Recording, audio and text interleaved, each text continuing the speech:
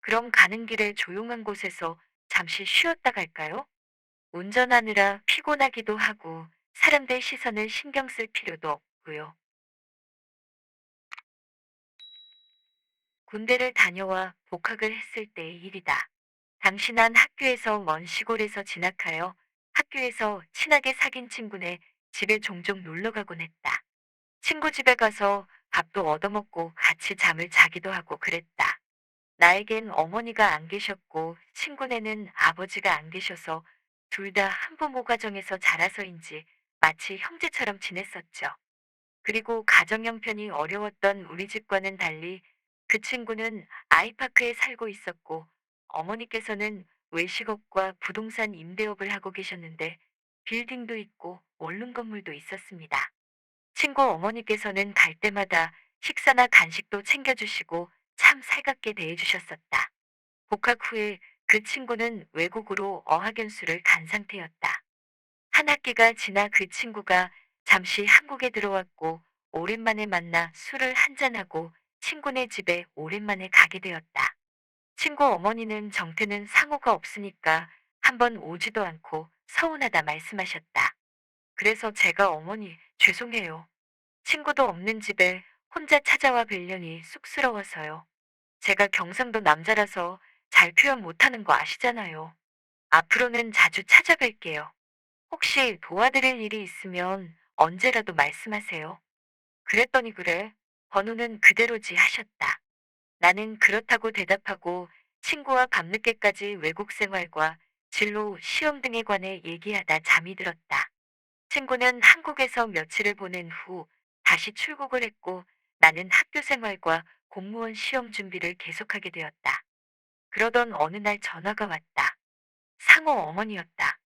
정태야, 혹시 오늘이나 내일 시간 괜찮니? 네. 어머니, 오늘도 괜찮아요. 무슨 일이세요? 곧 명절이라 생선 좀 사야 하는데 상호도 없고 지배인이 마침 집안에 일이 생겼다고 해서 가는 데까지 거리가 좀 있어서 아줌마 혼자 운전하고 가기가 좀 그래서. 아, 그래요. 그럼 제가 점심 먹고 모시러 갈게요. 점심 약속 없으면 집에 와서 같이 먹고 가. 상호도 없고 아줌마가 같이 밥 먹을 사람도 없네. 그러시길래. 네, 어머니, 12시까지 갈게요. 하고 전화를 끊었다. 점심에 맞춰 도착하니 어머니가 점심을 준비하고 계셨는데 반찬이 많지는 않아도 정갈하고 맛이 있어 보였다. 제육볶음과 밑반찬들로 한 끼를 같이 먹었는데 친구 어머니와 둘이 식사하니 기분이 참 묘했다. 식사 중에 내가 어머니, 상호 외국 가고 혼자 식사하실 때가 많으세요 했더니 미소를 지으시며 상호가 있을 때도 혼자 먹을 때가 많았어. 가끔 친구들하고 만나서 먹기도 하는데 그것도 하루 이틀이지. 매일 같이 가족들하고 밥 먹는 게 내 평생 소원이야. 소원치곤 소박하지.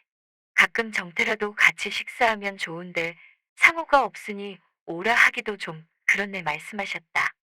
이런저런 이야기를 하면서 식사를 마쳤다. 어머니는 수산물 시장이 좀 멀기도 하고 살 것도 많아서 오늘 정태가 수고 좀 해줘 말씀했다. 나는 네, 걱정 마세요. 그리고 키 주세요. 제가 운전할게요. 그래, 고마워. 든든하네. 우리는 1시간 정도를 달려 바닷가에 있는 수산물 시장에 도착했다. 평일인데도 사람들이 많고 요즘에 비할 수 없이 호객행위가 많았다. 어머니는 사람들도 많고 활기차고 기운이 나는 것 같네. 말씀하시면서 웃으셨다. 우리는 말린 조기와 명태, 아구, 갈치, 멸치, 박대인가 하는 생선의 잘 기억도 안 나는데 내 양손에 가득 담을 정도로 샀다. 가게 직원들과 먹기도 하고 명절 때 선물로 싸줘야 하신다며 손 크게 사셨다. 보기와는 다른 마음 씀씀이었다. 한참 시장을 보고 물건을 차에 싣고 다시 차에 올랐다. 어머니는 바다 냄새가 오랜만이네. 옛날 생각도 나고 그렇네 하시길래 내가 그럼 바닷가로 한번 돌다 가실래요 하며 물었다. 어머니는 정태만 시간 괜찮으면 그럴까 하시길래 맨날 도서관에 있다가 밖에 나오니까 너무 좋아요. 저도 바다 한번 실컷 보고 싶어요.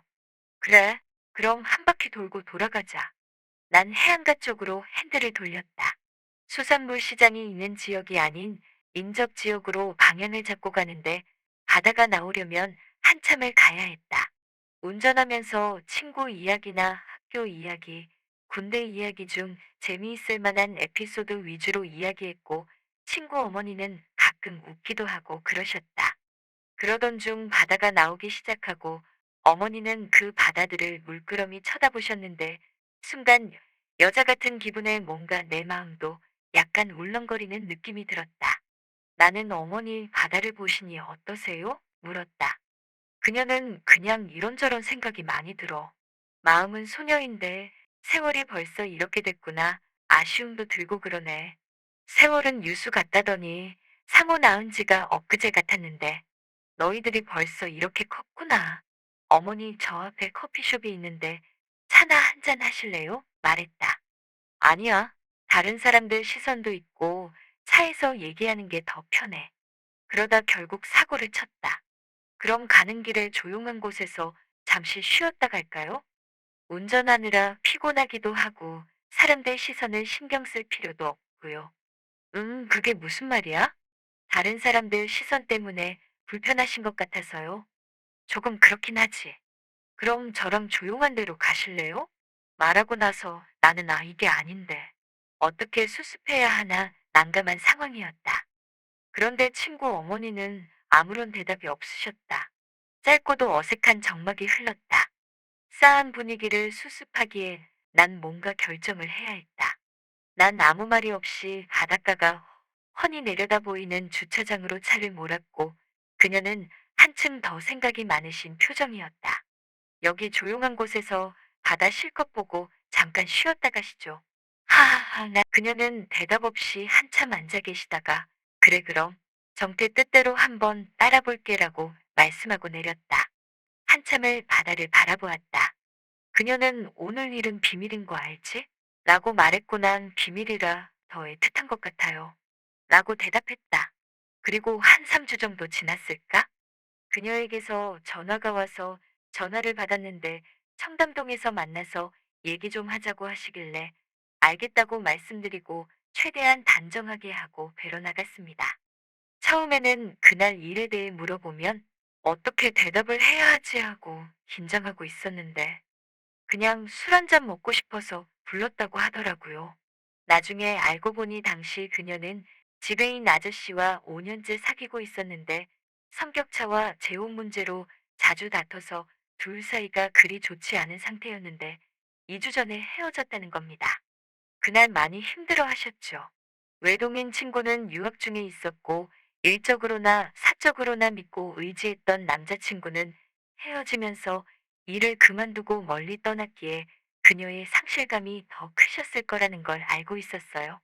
그녀는 날 아들처럼 생각해도 되는지 여쭤보셨고 저도 좋다고 하였죠.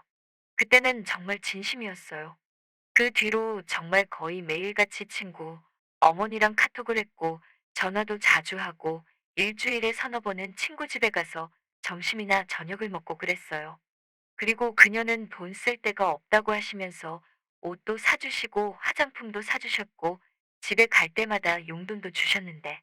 근데 이제 1년이 되어 가니까 저도 사람인지라 조금 힘든 것 같아요. 답장이 조금만 늦어지면 제가 걱정된다고 전화를 하시고, 코로나 끝나면 둘이서 해외로 같이 놀러 가자 그러시고, 좋은 거는 저랑 같이 하고 싶다고 하시는데, 지금은 졸업반이라 시간이 없다는 핑계로 거절하고는 있는데, 솔직히 부담스러워지는 것 같습니다. 왜냐하면 쿨하지 못하시고 너무 집착을 하는 것 같아서요. 그리고 한 번은 내가 학교 근처로 이사 갈까?